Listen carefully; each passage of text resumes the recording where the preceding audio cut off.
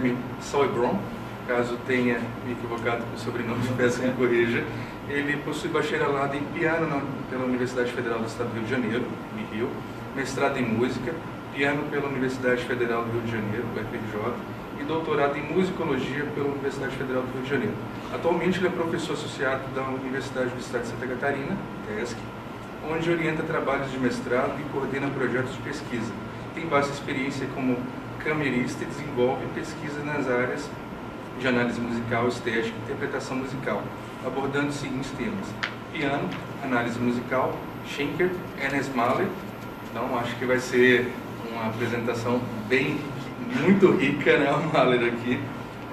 Harmonia, estética, música de salão. Fechou da revista DA Pesquisa e atualmente é membro do corpo editorial da revista Debates, da Unirio, e editor da revista Orfeu, que é do programa de pós-graduação de música da UDESC. Então, pode. Bom. Oi? Tem placa? Não, é só, vou só ler. Eu, primeiramente, agradeço imensamente esse convite, agradeço muito a Amanda, que fez uma disciplina comigo no mestrado no ano passado, e, enfim, é um desdobramento assim, que eu acho muito rico, né, uma aproximação muito necessária. Assim, eu tenho pensado nisso bastante, uma certa uma falta de notícias assim da UFSC que a gente se percebe assim no Nordeste, que nunca se sabe muito o que está acontecendo por aqui, e então não é apenas a aproximação entre as áreas, né, do direito e da arte, mas a aproximação entre as duas instituições, que eu acho que nesse momento é muito bem-vinda, né? A gente precisa realmente defender essas instituições que, por mais que tenham suas particularidades e até divergências, nesse momento estão no mesmo barco. Então, acho que vem muito a calhar esse convite, e eu agradeço e parabenizo a iniciativa. Enfim, os organizadores, né? Não só da Amanda, claro. Então eu vou ler, eu para não me perder, porque, enfim, achei mais seguro, eu vou pedir licença para vocês para ler o que eu escrevi.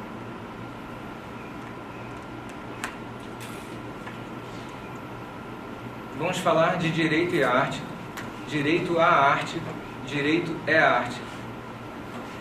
Direito e arte raramente aparecem juntos, por isso agradeço e parabenizo a Amanda pelo convite e pela iniciativa. São interações inusitadas como essa que nos obrigam a pensar de forma original, que exigem de nós uma capacidade de comunicar algo fora do cotidiano, fora do comum. Pela seriedade do momento atual, o corte da educação física e da arte do currículo de ensino médio pode até parecer um mal menor, mas engana-se quem assim pensa. A arte já cumpriu um papel bem mais nobre em outros tempos, quando a condição humana era a medida de todas as coisas. Tratarei de 3 autores e 3 obras, estas últimas distanciadas umas das outras por uns poucos anos, na década de 1790. A afinidade conceitual entre esses autores pode ser encontrada numa concepção de arte e da cultura como formadoras de caráter. Então esse é o ponto central que eu vou discutir. A arte e a cultura como formadoras do caráter, e as implicações que isso tem do ponto de vista legal e político. Então eu vou começar com Kant. A Revolução Copernicana, empreendida por Kant em sua filosofia crítica, abriu caminho para especulações filosóficas de tamanho alcance que não é exagero reconhecer sua obra como um dos pilares do pensamento moderno. Nas 2 primeiras das suas 3 famosas críticas, a Crítica da Razão Pura, de 1781, e a Crítica da Razão Prática, de 1788, Kant postula um abismo intransponível entre o mundo das ideias e o mundo dos fenômenos. Porém, em sua Crítica da Faculdade de Julgar, de 1790, ele próprio relativiza essa separação ao propor uma mediação através do juízo estético. Kant usa o procedimento da arte como modelo do procedimento da natureza. É em analogia com nossa própria atividade interior que devemos pensar uma força atuando na natureza. Isso é bem interessante, porque não é ver a natureza como modelo da arte apenas, né, como era a tradição, mas inverter e ver o procedimento da arte como a chave para a compreensão da natureza. Então, esse é um salto importante nessa posição do ser humano como medida, né, do mundo, e o mundo como representação. É um desdobramento desse raciocínio. No esquema formal da filosofia crítica, o juízo ocupa um ponto intermediário entre o entendimento e a razão, estabelecendo a ligação entre os conceitos de natureza e liberdade. No juízo, o poder da imaginação alcança um máximo de liberdade, a tal ponto que ela se eleva até a própria razão, sendo inclusive capaz de simbolizar ideias racionais. Esse máximo das capacidades da imaginação se dá na apresentação estética, naquilo que Kant chamou de ideia estética. Então cito aqui um trecho dele. Podemos chamar de ideias tais representações da imaginação. O poeta ousa dar uma forma sensível às ideias da razão, graças a uma imaginação que se esforça por rivalizar com a razão na realização de um máximo, dando-lhes uma forma sensível num grau de perfeição que não encontra paralelo na natureza. Isso é da Crítica do Juízo, parágrafo 59. A arte, portanto, alarga o entendimento e liberta a imaginação, na medida em que coloca essas faculdades em contato com a razão. Assim, o simbolismo, de um modo geral, seja na arte ou na natureza, remete sempre, por meio do real, ao ideal. Só para esclarecer bem rapidamente, é que o entendimento é responsável pelos conceitos matemáticos, né? Por tudo que é operacional no mundo, assim, que os conceitos a priori do entendimento são aqueles que servem de fundamento às ciências duras, por exemplo. E a razão pura, ela fornece a medida de algo que não se exprime nos fenômenos, mas que serve de regulador para isso do ponto de vista ético, principalmente. Então, o Kant ele coloca as três ideias da razão, são Deus, liberdade e imortalidade da alma. Essas ideias fazem com que a gente procure um comportamento ético, procure pautar nossas ações dentro de princípios, né? Então, tanto o entendimento só se aplica aos fenômenos e, portanto, ele é aético, quanto a moral tem uma ética absoluta, que também não é plenamente realizada no mundo. E quem faz a ponte, quem faz a mediação entre essa realidade, entre uma realidade e outra, dando uma forma sensível para essas ideias da razão, é a arte. Então, por isso essa ponte que o Kant estabeleceu, e por isso esse papel tão fundamental da arte, conectando o mundo ideal com o mundo real, né? O sensível e o inteligível. Então, o efeito disso, né, para filósofos, pensadores, artistas, foi uma coisa muito impactante, assim, muito forte, né, muito produtiva, assim.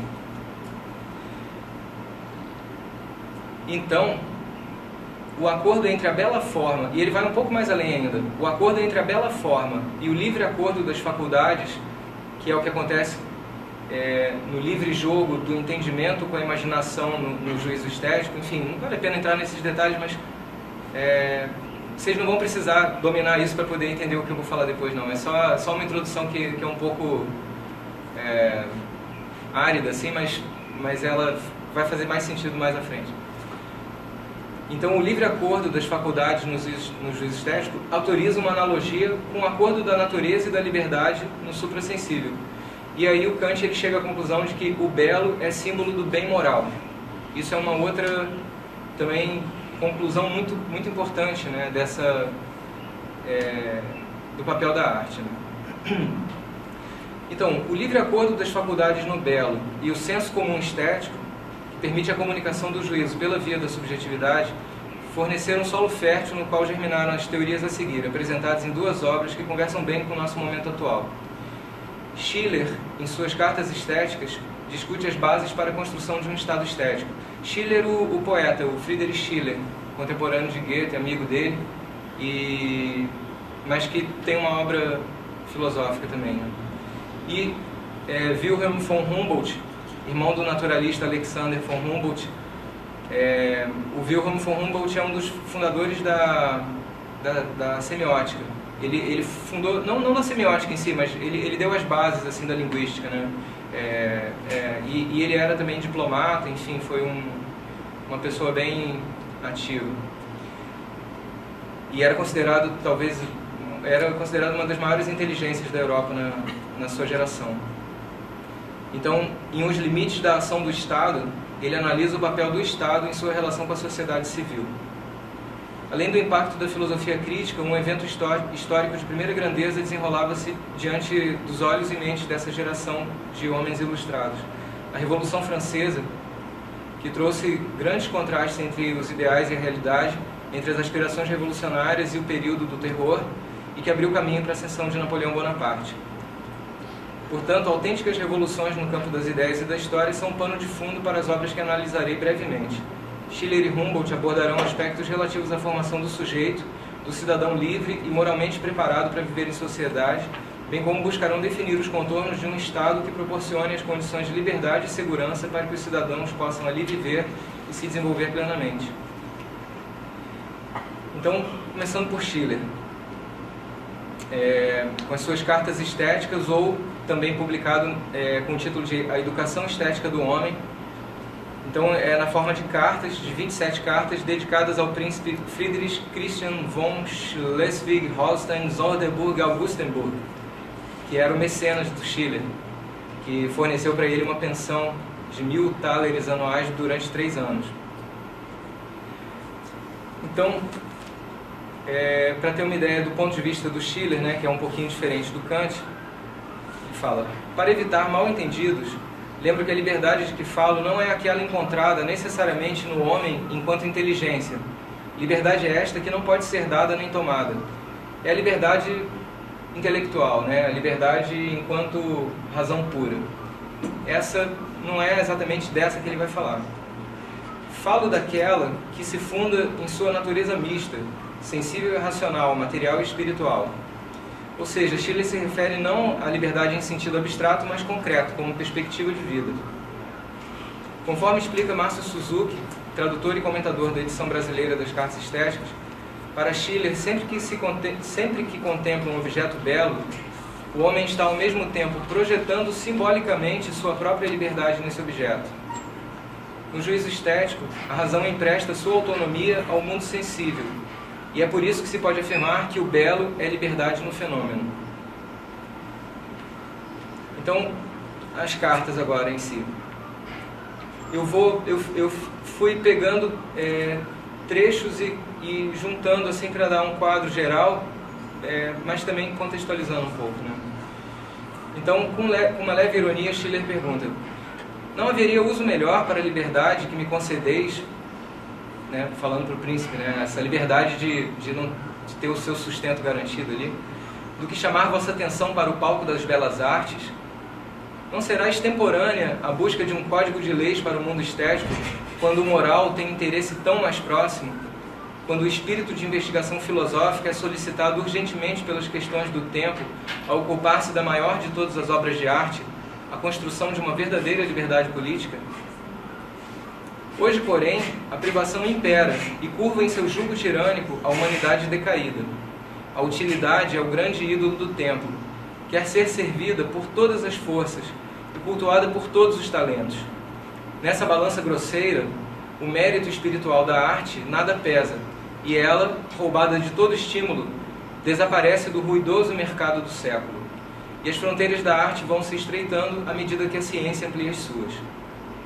Cheios de expectativa, os olhares do filósofo e do homem do mundo voltam-se para a cena política, onde acreditam, decide-se agora o grande destino da humanidade. Ele se refere à Revolução Francesa mesmo. Espero convencer-vos de que esta matéria é menos estranha à necessidade que ao gosto do nosso tempo, e mostrarei que, para resolver na experiência o problema político, é necessário caminhar através do estético, pois é pela beleza que se vai à liberdade. Essa prova, contudo, não poderá ser feita sem que eu traga à vossa memória os princípios mediante os quais a razão se guia, em geral, numa legislação política. Quando o artista mecânico toma nas mãos a massa amorfa para dar-lhe a forma de seus fins, a massa amorfa para dar-lhe a forma de seus fins, não tem receio de fazer-lhe violência. Ele não quer o todo pelas partes, mas as partes pelo todo. O artista mecânico, o engenheiro, digamos, né? Só para atualizar a linguagem aqui. Quando o artista do belo toma nas mãos esta mesma massa, tampouco temerá fazer-lhe violência, embora evite mostrá-la. É muito outra a situação do artista pedagogo e político, que faz do homem ao mesmo tempo seu material e sua tarefa. Aqui o fim retorna à matéria, e é somente porque o todo serve às partes que as partes devem submeter-se ao todo. Então, sobre a índole individual e sua relação com a coletividade, Schiller diz: por servir de representante da humanidade pura e objetiva no seio dos seus cidadãos, o Estado terá de observar para com eles a mesma relação em que eles estão para si mesmos, e só poderá honrar-lhes a humanidade subjetiva no mesmo grau em que ela estiver elevada à humanidade objetiva. É preciso, portanto, encontrar a totalidade de caráter do povo, caso este deva ser capaz e digno de trocar o estado da privação pelo estado da liberdade. Ou seja, ele fala de um povo que não pode ser vazio e esperando receber tudo do Estado. É um povo que tem a sua formação completa, né? Um povo bem formado. Continuando, então, nas classes mais baixas e numerosas, são-nos expostos impulsos grosseiros e sem lei, que pela dissolução do vínculo da ordem civil se libertam e buscam com furor indomável sua satisfação animal. Do outro lado, as classes civilizadas dão-nos a visão ainda mais repugnante da languidez e de uma depravação do caráter, tanto mais revoltante porque sua fonte é a própria cultura. Não é suficiente, pois, dizer que toda ilustração do entendimento só merece respeito quando reflui sobre o caráter. Ela parte também, em certo sentido, do caráter, pois o caminho para o intelecto precisa ser aberto pelo coração. A formação da sensibilidade é, portanto, a necessidade mais premente da época, não apenas porque ela vem a ser um meio de tornar o conhecimento melhorado e eficaz para a vida, mas também porque desperta para a própria melhora do conhecimento. Então, para chegar nessa Constituição que ele está prevendo, ele, ao mesmo tempo, ele diz: seria preciso encontrar um instrumento que o Estado não fornece e abrir fontes que se conservem limpas e puras, apesar de toda a corrupção política. Então, aqui ele chega no grande ponto. Cheguei ao ponto em que se dirigiam todas as minhas considerações precedentes. Este instrumento que o Estado não fornece são as belas artes, e essas fontes nascem em seus modelos imortais. A humanidade perdeu sua dignidade, mas a arte a salvou e conservou em pedras insígnes. A verdade subsiste na ilusão, e da cópia será refeita a imagem original.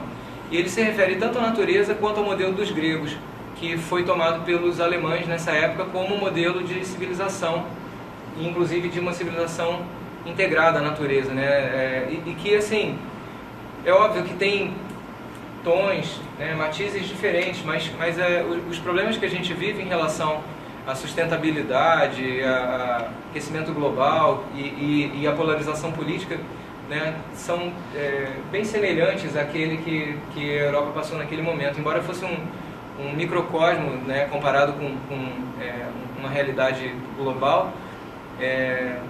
A situação era bem parecida também, nesse aspecto, né?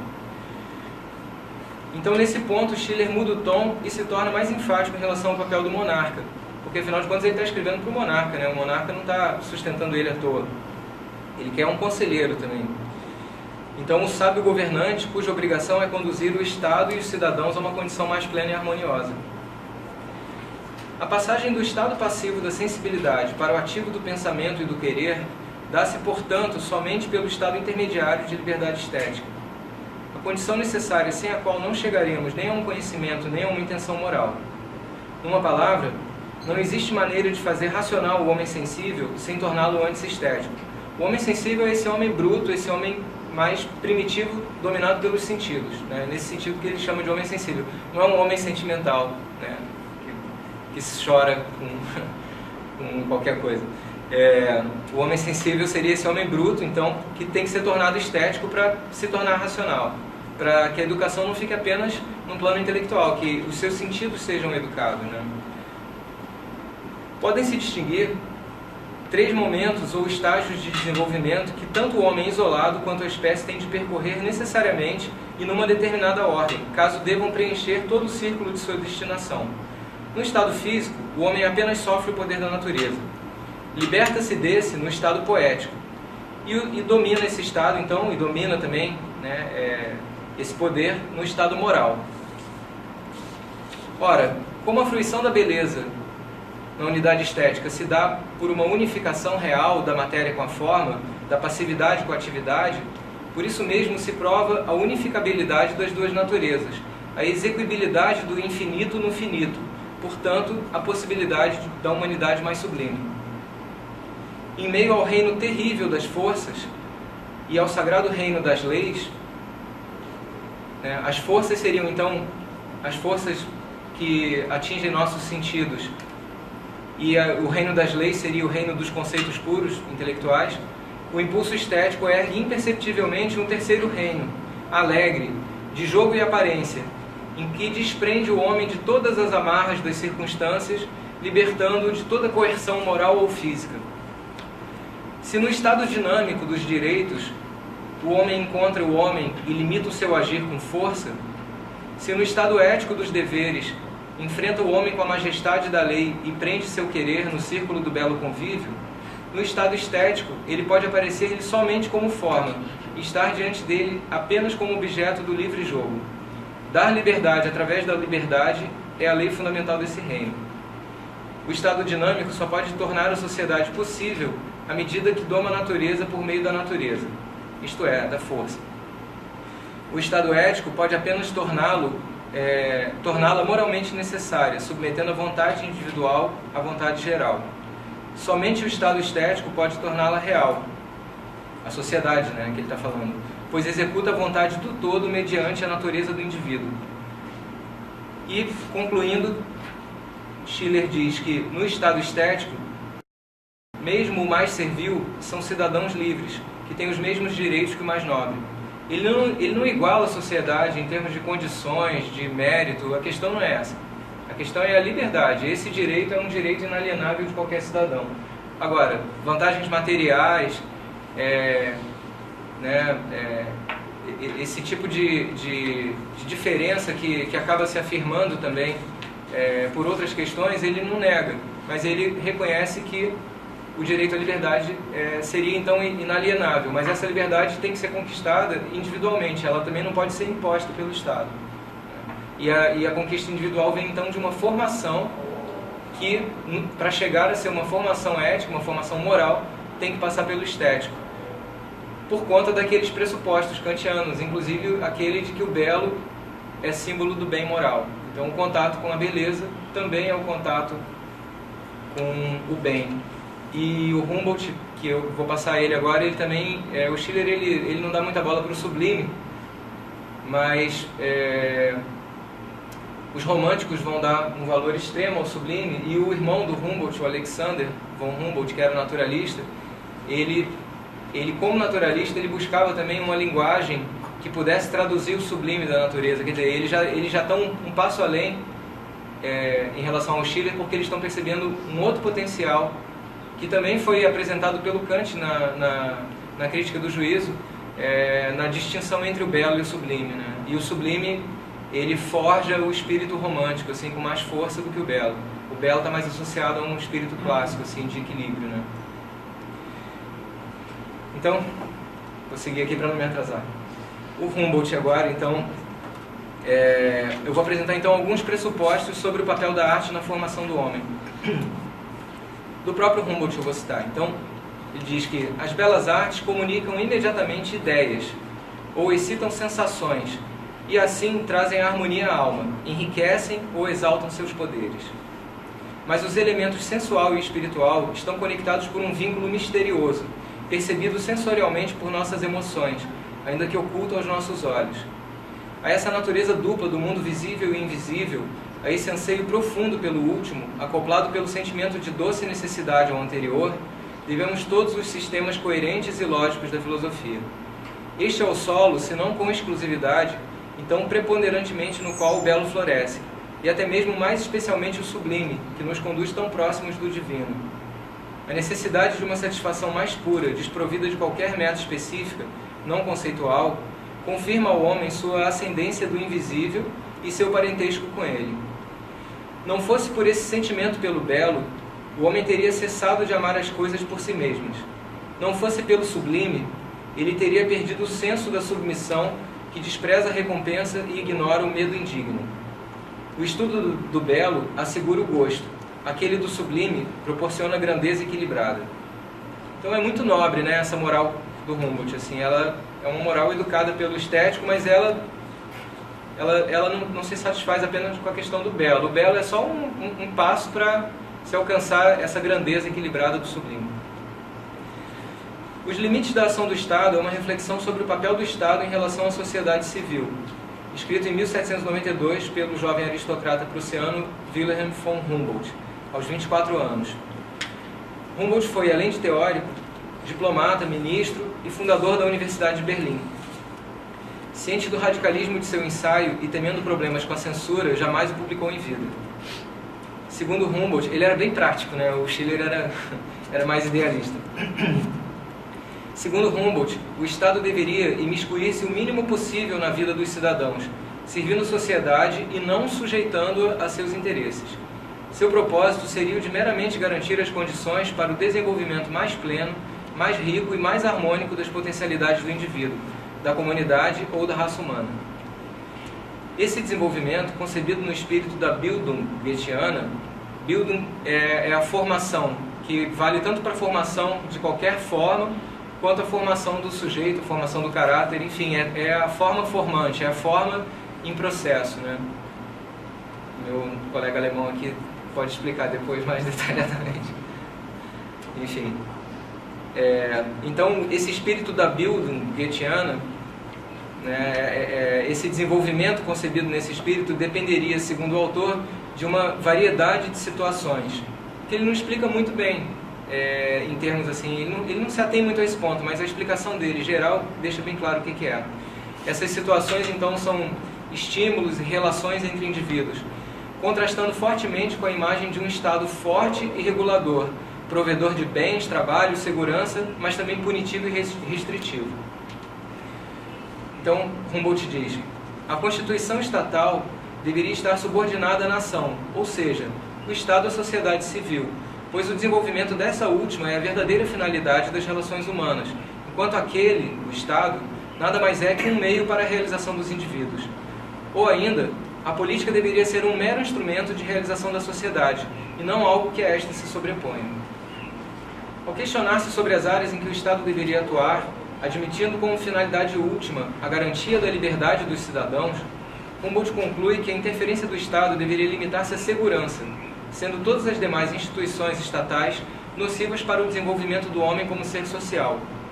A interferência do Estado através de instituições reguladoras e promotoras do bem-estar social é condenada por Humboldt, na medida em que tais instituições estatais tendem a enfraquecer a vitalidade de uma nação, e sua atividade invariavelmente produz a uniformidade nacional e uma maneira contida e artificial de atuação. A própria variedade que emerge da união de inúmeros indivíduos é o bem maior que a sociedade pode oferecer, e essa variedade encontra-se indubitavelmente perdida em proporção ao grau de interferência do Estado. Então vocês vejam que é um pensamento liberal, mas liberal num sentido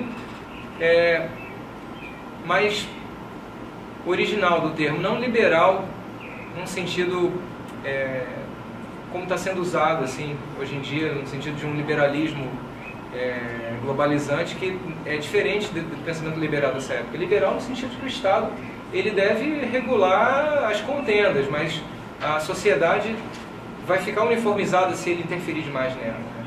Então a livre associação dos cidadãos também livres é que seria o ideal de Estado. E é curioso que a orelha desse livro, quem faz é o José Guilherme Melchior, que era, enfim, um pensador de direita brasileiro, mas muito respeitado também pela esquerda, pela sua grande erudição, sua grande inteligência.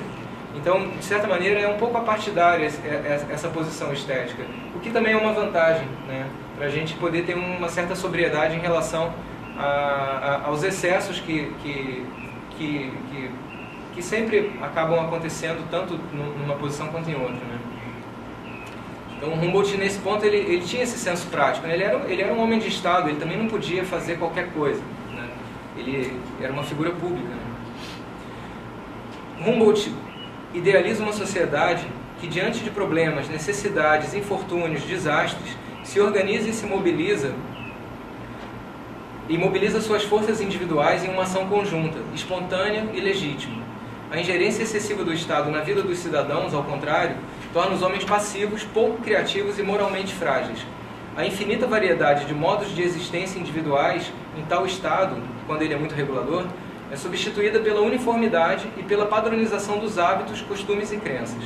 Nas palavras de Humboldt, a solicitude do Estado para com o positivo bem-estar de seus cidadãos impede o desenvolvimento da individualidade.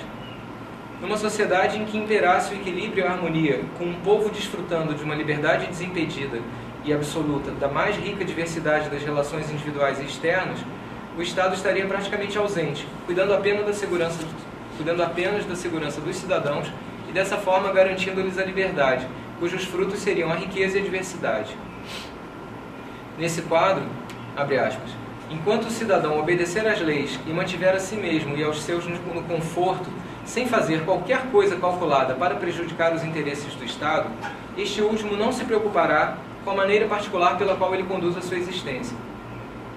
Talvez uma tal sociedade apresente um certo grau de desordem, especialmente se comparada com um Estado autoritário no qual a coletividade seja conduzida dentro de limites estritos pela ação controladora estatal. No entanto, para Humboldt, um Estado no qual os cidadãos se sentissem compelidos ou induzidos por tais meios a obedecer, até mesmo a melhor das leis poderia vir a... Um Estado no qual os cidadãos se sentissem compelidos ou induzidos por tais meios a obedecer até mesmo a melhor das leis, poderia vir a ser tranquilo, pacífico e próspero, mas a mim me pareceria sempre apenas uma multidão de escravos nutridos e não uma nação de homens livres e independentes. Privar os cidadãos da dignidade de homens livres é, sob sua ótica, o pior dos males, e todos os benefícios da prosperidade econômica são eclipsados por essa perda. Ao tirar dos cidadãos a responsabilidade das escolhas individuais e de suas consequências, o Estado opera definitivamente a inversão de papéis assinalada anteriormente, deixando de servir a sociedade e passando a sujeitá-la a seus interesses. Em lugar de delegar ao Estado o papel de tutor e censor, Humboldt aposta na consciência dos cidadãos, de que lhes é impossível infringir os direitos dos outros sem que venham a sofrer uma diminuição equivalente de seus próprios direitos. Ou seja, é essa consciência individual que vai garantir a ordem, e não outra coisa. Só que essa consciência individual precisa ser formada, e não é à toa que ele é um fundador de uma das mais importantes universidades da Europa, né? Ele realmente deposita essa esperança na educação e também no papel da arte, né? Como ele diz, né, a experiência do belo e do sublime. Então, para terminar, ele diz: a liberdade eleva a energia e, como consequência natural, promove todo tipo de liberalidade.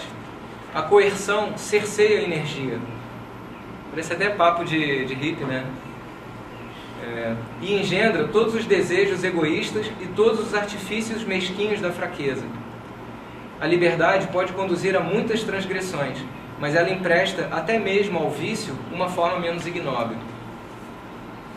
E tem uma introdução, que eu vou terminar com uma pequena fala da introdução desse livro, que é de Denis Lehrer Rosenfeld, para a edição brasileira desse livro, né, Os Limites da Ação do Estado. Foi publicado em 2000. Só pela reforma das mentalidades baseada na liberdade poderemos ter uma efetiva transformação social. A consciência não deve ser formada pelo Estado, pois ela se tornaria um mero instrumento de sua manipulação. Da mesma maneira, uma revolução, se pretender educar as pessoas, terminará, na verdade, por aniquilá-las. Isto supõe que os tempos devam estar maduros para transformações, o que significa dizer que os homens devem perceber por si mesmos a injustiça na qual estão inseridos, devem se dar conta de que há obstáculos à liberdade que devem ser levantados. O grau da reforma, sua intensidade, dependerá da cultura de cada povo, de sua formação para a liberdade. Releva notar que as possibilidades de uma reforma bem-sucedida se devem, sobretudo, a que haja o que Humboldt considera um grau avançado de cultura, pois tanto maior será, nesse caso, o grau de liberdade. Ou seja, não se trata apenas de considerar o indivíduo livre em seu estado bruto, como se a liberdade, de certa maneira, pudesse jorrar imediatamente dele, mas o indivíduo formado pela cultura. Na verdade, o indivíduo esclarecido, o herdeiro do século das luzes, de Kant, Goethe e Rousseau. Sob esta ótica, Humboldt se situa, né, na esteira da Aufklärung, do esclarecimento, essa corrente de pensamento que preza, sobretudo, o exercício crítico da razão, uma humanidade tornada adulta, capaz de caminhar por seus próprios passos. Isso.